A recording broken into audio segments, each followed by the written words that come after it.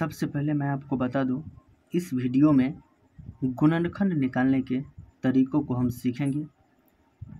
अगर आप इस वीडियो को अच्छी तरीके से देखते हैं तो आप किसी भी गुणनखंड को आसानी से हल कर सकते हैं। आइए हम गुणनखंड को हल करते हैं। x² प्लस 8x प्लस 15 लिखा हुआ है।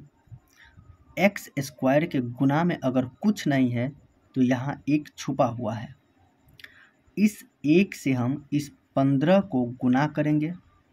अगर 1 से 15 को हम गुणा करते हैं तो इसका गुणनफल कितना आएगा? 15 आएगा।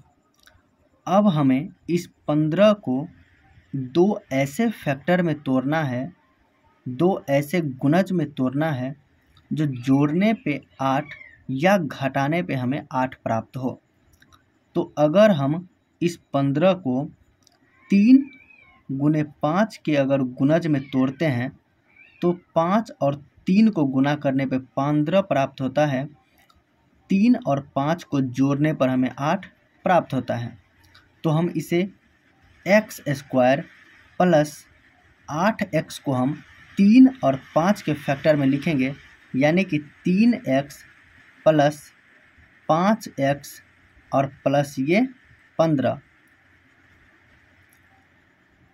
इस दोनों में हम x² प्लस 3x में x हम कॉमन ले लेंगे तो यहाँ बचेगा x और प्लस यहाँ बचेगा 3, प्लस इन दोनों में हम कॉमन है 5। अगर हम 5 कॉमन लेते हैं तो यहाँ x बचेगा और यहाँ बचेगा 3। अब इस पूरे टर्म में यहाँ x प्लस 3 और यहाँ x प्लस 3 कॉमन टर्म है।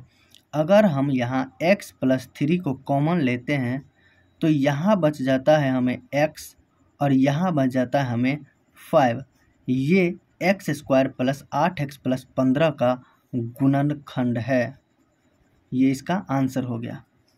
अगला क्वेश्चन, अगला है 5x² plus 17x plus 12।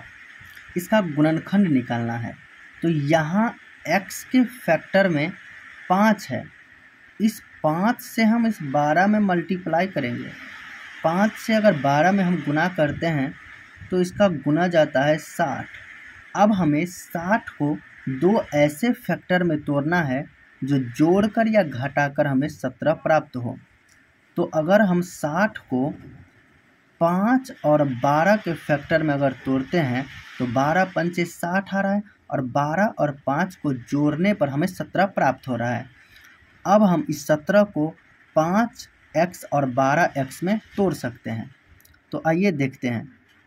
5x² plus 17x को हम 5x यानी 5x प्लस 12x में तोड़ सकते हैं और प्लस ये 12।